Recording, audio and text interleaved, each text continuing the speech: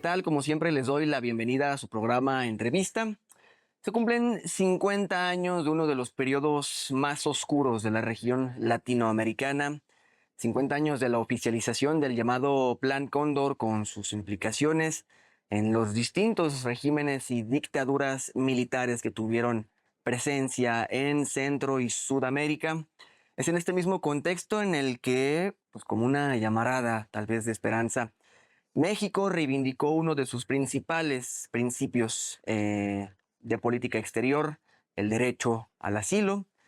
Cientos, quizá miles de personas de distintas nacionalidades pues tuvieron la oportunidad de recibir no solo en las embajadas de México en los distintos países, sino en territorio nacional, pues este asilo, dándoles la oportunidad de tener una segunda vida a estas personas, en su mayoría perseguidas, víctimas de las distintas dictaduras. Para ello me encuentro con nuestro invitado Andrés Keyman. Andrés, Hola, muchas ¿qué tal? gracias por estar con nosotros. No, gracias a ti por la invitación. Gracias, eres pues asilado uruguayo, biólogo, hoy en día además docente de la Universidad Autónoma de la Ciudad de México. Así es. Pero bueno, desde luego pues un testigo vivo al día de hoy de este periodo difícil en tu país, en Uruguay. Sí, un testigo como niño, ¿no? Sí. O sea, en términos de mi memoria, es una memoria infantil Claro. de lo que ocurrió hace, bueno, yo llegué a México hace 48 años, O sea, tenías en ese entonces, ¿cuántos 6 años y 6 medio. años. Entiendo que fue en 1977, es Así decir, es. hay que contextualizar un poco. Si bien el Plan Cóndor se oficializa en 1975, hay antecedentes en Uruguay, el golpe de Estado de 1973. 27 de junio de Así es. Y 1973. 4 años después, en 1977, Ujú. tú y tu familia salen de Uruguay, pues con destino a México, aunque pasaron también un tiempo en la embajada mexicana. Así es, pasamos 4 meses en la embajada, que fue un periodo como muy atípico, porque en general en la embajada los que pedían asilo salían en menos de un mes o un mes. Cuando digo la embajada me refiero a la que era la casa formal del embajador, el embajador Muñiz. Entonces él lo que estableció fue permitirle a los que estaban solicitando asilo estar en su casa. Ahora sí que nuestra casa era su casa. Esa era como la puerta de salida hacia México, ¿no? Cuando el gobierno mexicano y el gobierno uruguayo se ponían de acuerdo en términos de la salida diplomática, en términos de asilo. Eras un niño, pero ¿recuerdas algo de esos primeros años, Bueno, pues esos primeros puntualmente meses? de los años de la dictadura del 73, pues yo tenía 2 años y Claro, cacho. justo. No recuerdo mucho, no recuerdo el golpe de Estado ni los 20 días de huelga general que ocurrió en el Uruguay en respuesta en contra del golpe de Estado militar. Lo que sí recuerdo son como sensaciones, ¿no?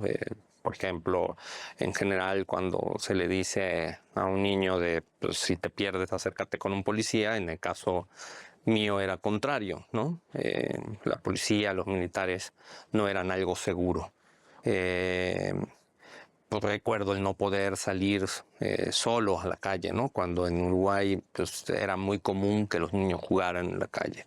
Esto por lo mismo de que mis padres pues militaban en la clandestinidad contra la dictadura. Entonces digamos que tenían una doble vida, y esa doble vida, esa clandestinidad y esa dinámica de clandestinidad, de no confiar en la gente, en tener cuidado, en definir eh, eh, ciertas características pues eso, de no confiar sobre todo, pues sí se pega.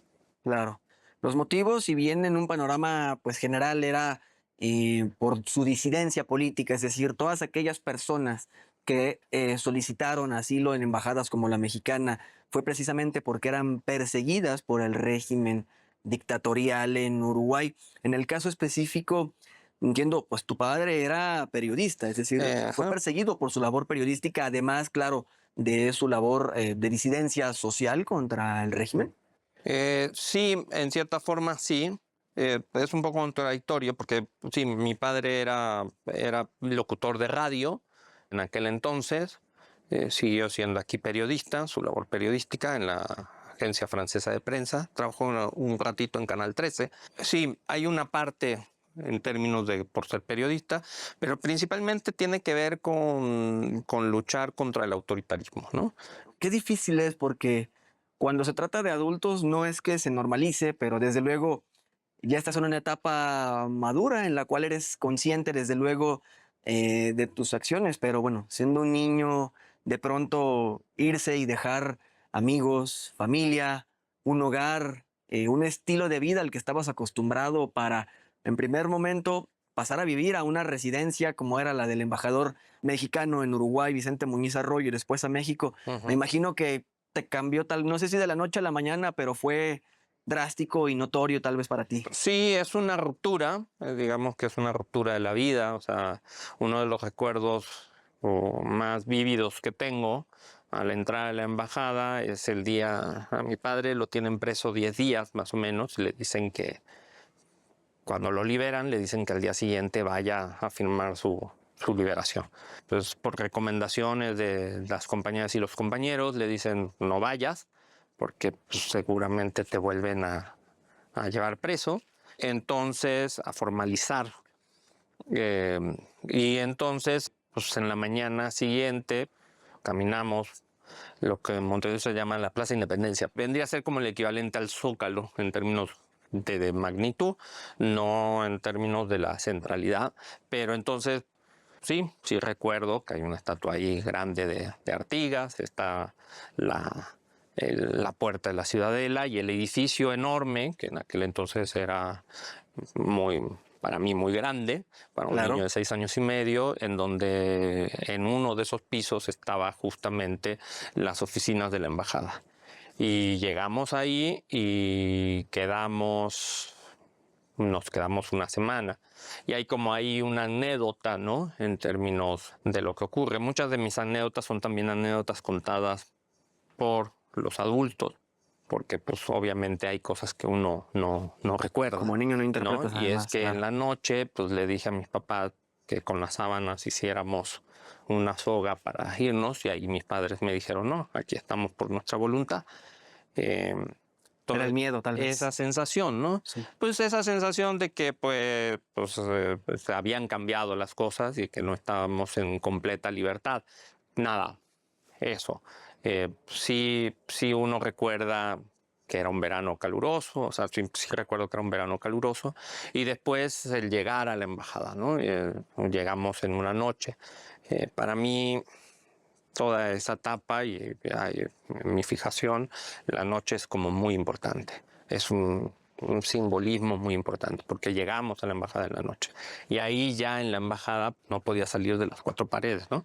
Había dos jardines, uno de afuera y otro interno, y muchas veces no podíamos salir al patio más grande porque se apostaban milicos, como le decimos, a militares en las azoteas, entonces no se podía salir, porque sí había una cuestión de terrorismo, ¿no? Sí, justamente eso me llama la atención.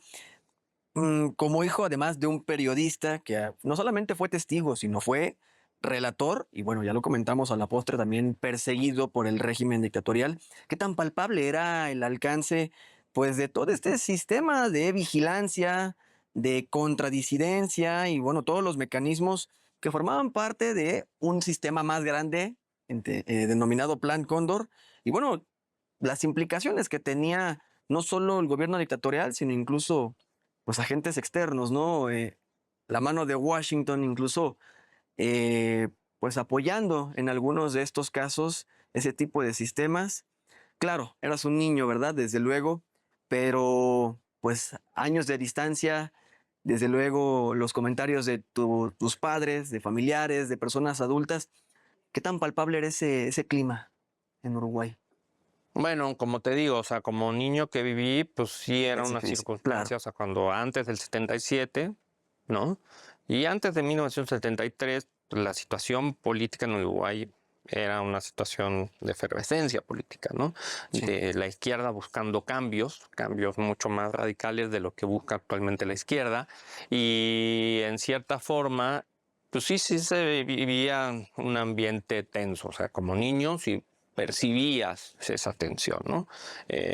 Obviamente, pues me he puesto a estudiar y a leer sobre el intervencionismo estadounidense en nuestra América Latina, ¿no? Que es muy claro, por ejemplo, en países como Chile, ¿no? El golpe de Estado de Chile que ocurrió unos meses después. Entonces, sí se veía tensión, ¿no? Sí se vive tensión, sí se vive una vida que no es precisamente la que digamos cierta normalidad, Ujú. ¿no? Así es. El tuyo y de tus padres fue quizás uno de los casos, y digo quizás, contados que tuvieron pues un destino diferente al de muchos otros uruguayos. Pero si vieras por el retrovisor, sería posible tal vez eh, contar historias de amigos, familiares, conocidos, cercanos a tu núcleo, pues que se quedaron en Uruguay y que tuvieron un destino distinto al tuyo y al de tu familia. Reiteramos, ¿no? Sé que eras un niño, pero bueno, a lo mejor estando en México, pudiste enterarte. Pues sí, yo creo que cada historia es distinta. En mi Siempre. caso particular, bueno, pues mi prima, por ejemplo, su padre, mi tío, pues estuvo preso y pues sufrió las revisiones que hacían los militares de desvestirla, ¿no? Siendo una niña 2 años más grande que yo, ¿no? Entonces, o sea, si en el 77 yo tenía 6 años y medio, ella tenía 8 años y medio, 9. Entonces, pues esas son como las vivencias un Claro. poco que se puede contar. Hijos de algunos hijos de exiliados que los padres se quedaron presos, ¿no? Que las familias se fragmentan. Gente que su padre o su madre fueron desaparecidos, ¿no? Entonces, yo creo que, bueno, dentro de mi historia personal, pues creo que soy muy afortunado. Sin duda. ¿Qué recuerdas de... Antes de llegar a México, ¿qué recuerdas de esos meses en los que estuviste En la en embajada, la embajada? una de las cosas que más recuerdo es, bueno, yo tengo una hipacusia, y en aquel Sí. entonces usaba tubos transtimpánicos. Entonces, bueno, en el momento en que ya aprobaron que nos podíamos venir a México, me tenían que hacer una revisión de los tubos transtimpánicos para viajar, porque en aquel entonces además todavía no se tenía muy claro, y para eso pues, la embajada tuvo que solicitar un trámite especial para yo poder tener inmunidad diplomática. Y pues sí recuerdo salir en la noche, justamente otra vez, y hay una anécdota pues, que no la dije yo, pero a la hora de platicarlo, el responsable de mi seguridad con mis padres que dijo que a los minutos de haber salido yo decía nos están siguiendo, y eso le pareció muy curioso. Y esa anécdota es muy interesante porque sí, es la vivencia Sí, con la que vivimos los niños claro. de la dictadura y de la clandestinidad y del exilio, ¿no? Y luego, pues uno de los recuerdos más vívidos que tengo es la noche en que salimos para México, Sí. ¿no? Nosotros no entrábamos por la parte común, sino que entrábamos Por la puerta delantera, digámoslo así, ¿no? no, entrábamos más bien por la puerta trasera, Así ¿no? es. Sí, sí, claro. La reja, íbamos en un coche, entonces ver el avión, las ventanitas, ¿no? Y pues era la primera vez que yo iba a viajar en un avión. Entonces ya todos estaban sentados, entonces te llegas con vigilancia, ¿no? Éramos un grupo, no eran solo yo y mis papás, sino éramos, y fue un viaje largo, ¿no? Porque en aquel Sí, entonces los viajes, primero Montevideo no es un destino, entonces siempre hay que viajar a Buenos Aires o a Santiago o a Río o a Lima para los vuelos. Entonces fue un viaje muy interesante, pues fue Buenos Aires, Guatemala, Panamá, Ciudad de México, ¿no? Y entonces En Buenos Aires ni siquiera nos bajaron del avión. En Panamá sí, porque nos cambiaron del avión. En Guatemala no recuerdo, yo supongo que debía estar dormido. Y ya cuando llegamos a la Ciudad de México, ¿no?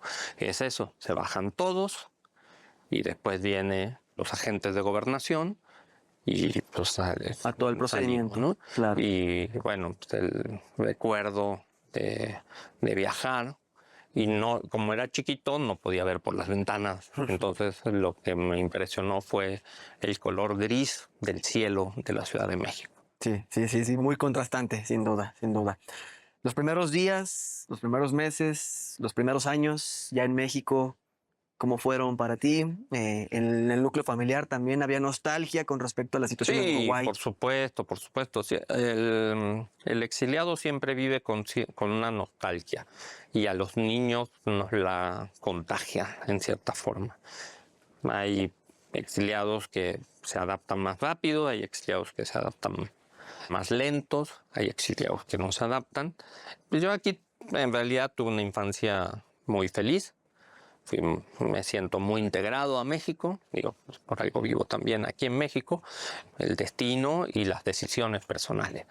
Después viene, pues, bueno, en ese momento no se veía inevitable, pero así fue el inevitable restablecimiento democrático. Ujú. Años después, ¿qué ocurre? ¿Se da la oportunidad de regresar tu familia a En mi Uruguay, caso, sí. reencontrarse con familia, Sí. amigos que dejaste atrás? Sí, mis papás hacen un intento de regreso, regresan en enero, vía ACNUR, en enero del 85, antes, unos meses antes de la apertura de la democracia, que fue el 1 de marzo. O sea, en Uruguay hay elecciones en noviembre, unas elecciones muy particulares, por ejemplo, Liber Seregni era en ese momento y sigue siéndolo, aunque haya fallecido, un líder moral del Frente Amplio, ex militar, militar retirado, que pasó los 11 años de dictadura encarcelado, pues no podía ser candidato, ¿no? Pero son los acuerdos para salir hacia la democracia, a veces no son acuerdos de lo más propio, entonces sí fue muy interesante, fue un año interesante, fue un año de mucho movimiento. Por desgracia o por suerte, mis papás no lograron instalarse en el Uruguay y regresaron a México.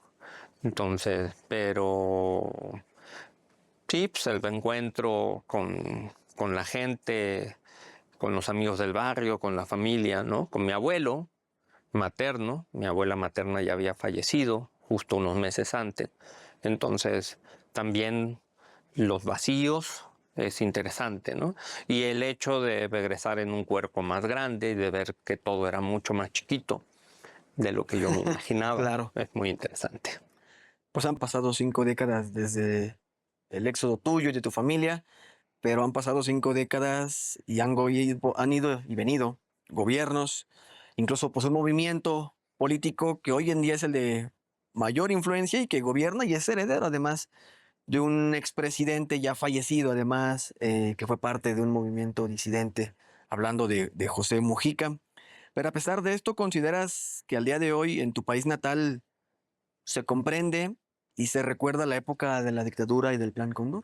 Pero yo creo que tendrían que hablar los que viven en Uruguay, yo vivo en México, pero sí, yo creo que sí. A 50 años del golpe militar y a 40 años de la apertura democrática, digamos que sí, todavía se sigue recordando, ¿no? O sea, todos los mayos se hace la marcha de silencio para demandar la aparición de los desaparecidos, por ejemplo, y esa es una marcha que no la convoca un partido político ni los grupos sindicales, ningún movimiento particular, sino que lo hace en definitiva esa cosa tan amplia que se llama sociedad civil.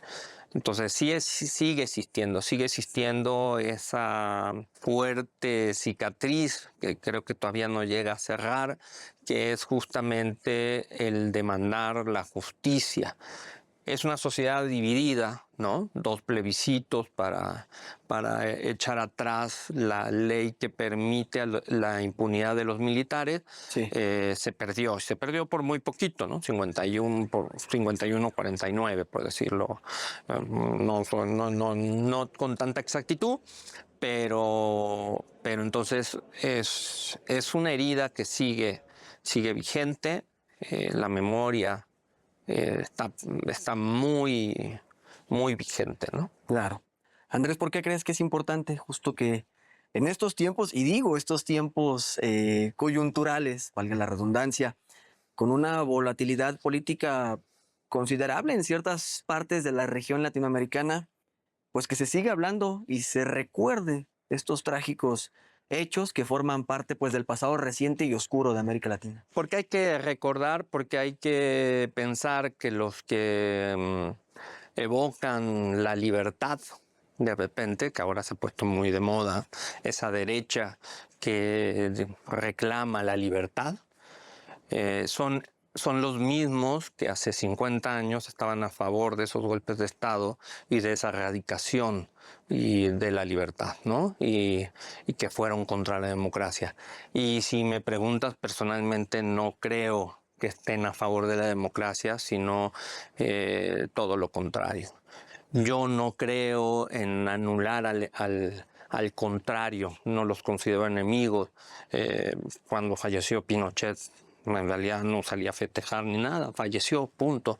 Yo creo que en la justicia, ¿no? Creo que en vida hay que enjuiciar a los que violaron los derechos humanos. Yo creo que sí, estamos en un momento histórico, a 50 años del Plan Cóndor, estamos en un momento histórico muy importante, en donde la izquierda tiene que pensar hacia dónde y qué hacer.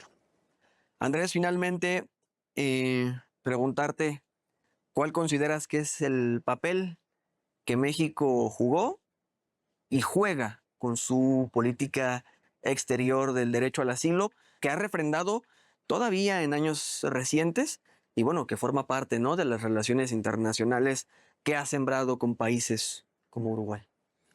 Yo creo que es un papel muy importante, es un papel en donde permite que muchos hayamos podido seguir con nuestras vidas, ¿no?